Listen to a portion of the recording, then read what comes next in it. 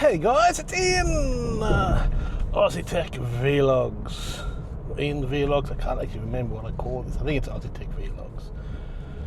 Anyway, I thought I'll give you an update regarding my father, because he's been in the battles and he's got his biggest battle of his whole life coming up on November the 5th.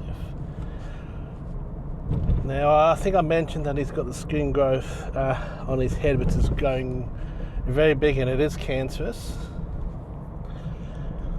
He went in, the surgeon says they need to operate. It's quite a large operation, but turns out it's actually going to be bigger than first thought. He went in yesterday to the hospital, and all these different surgeons looked and gave their, and then had their little meeting and had their opinion what they're going to do. And they gave him two options. The main is to operate, where they'll have to take quite a large section out of his head, including part of the skull as well. So it's a very, very big and risky operation. There are some risks to the operation. And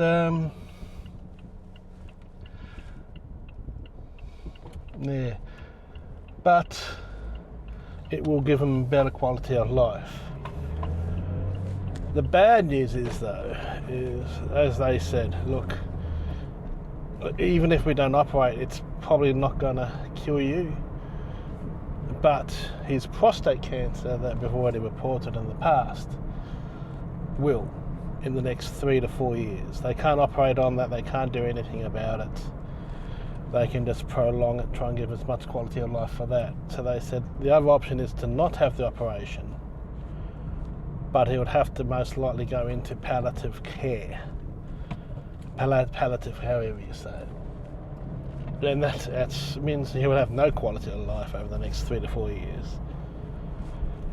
So even though the surgery on the head is got its risks, he has decided that's the better option to go with.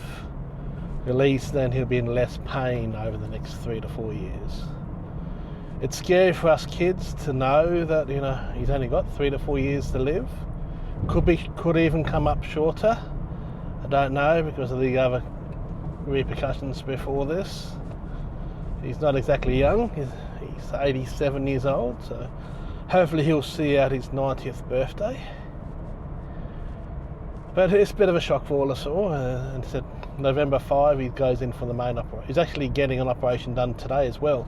He's got a cataract on his eye, so he's actually getting that done. So, very scary, a lot going on right now. I've never felt so scared. It's kind of like when you realise, yeah, they're getting old, and it's expected to be happening soon.